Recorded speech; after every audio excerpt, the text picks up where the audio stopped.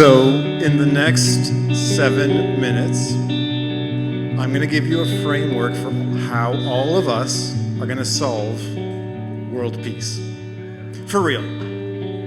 Before that, I want to talk to you about God's eyeballs.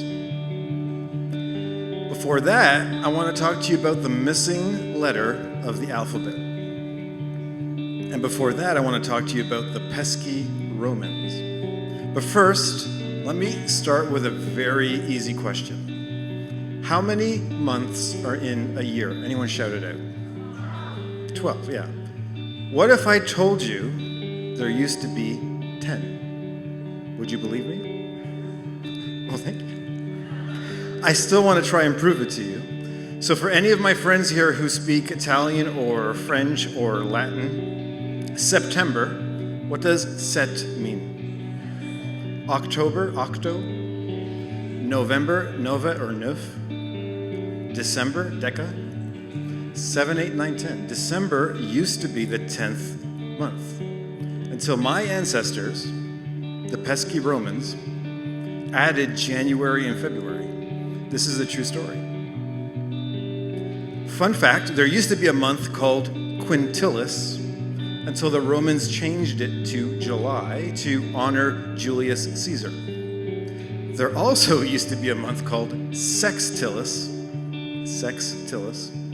and then the Romans changed it to August to commemorate Augustus Caesar. So for any of you born in August, now when someone says, when's your birthday, say the 9th of Sextilis. Let me ask you another question. How many letters are in the English alphabet? Anybody? 26. What if I told you there used to be 27? Would you believe me? You're also trusting.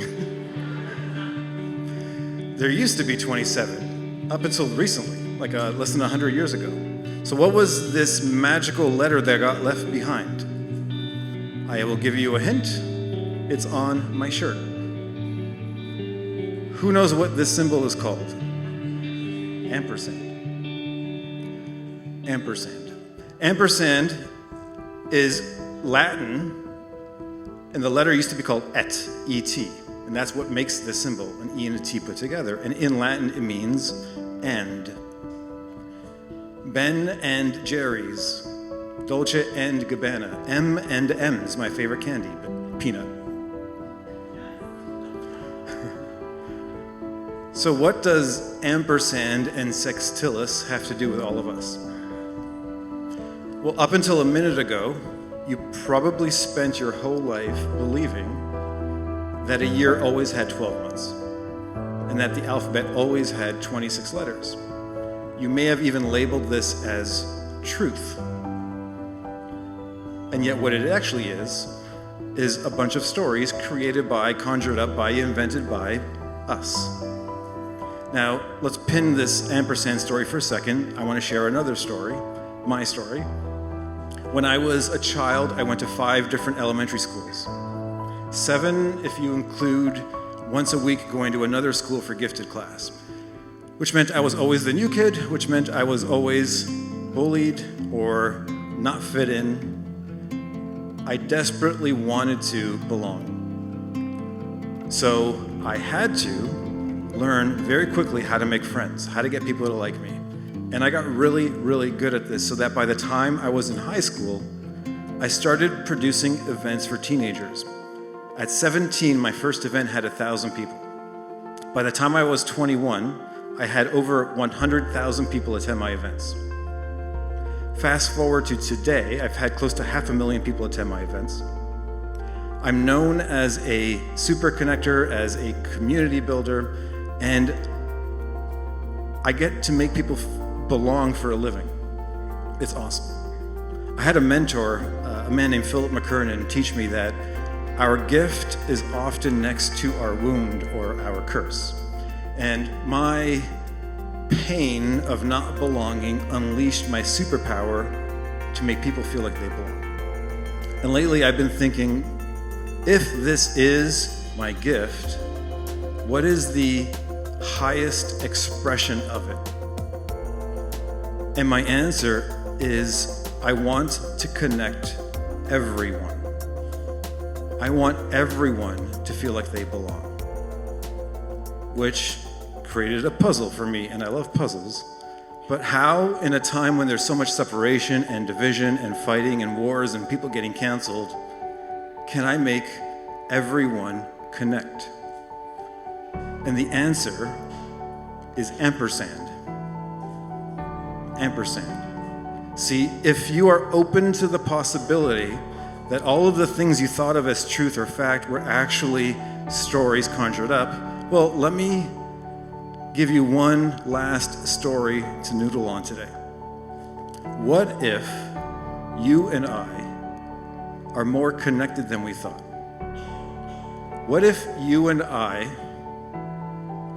are the exact same person? Or to be more specific, what if you and I are the same consciousness experiencing life through two different human suits? What if you and I are connected to a super consciousness, something that we may label as God or Source or the universe? And as you're noodling that, here's another fun fact. My wife, Stephanie, is, among many other things, a brain expert, and she's always teaching me really cool things. Like, did you know that the organ of the brain, can't feel? Our brains have no nerve endings. Our brains rely on the rest of our bodies to be sensors, to sense and experience the world, bring back data, analyze that data, and create reality. So I believe we are all God's sensors.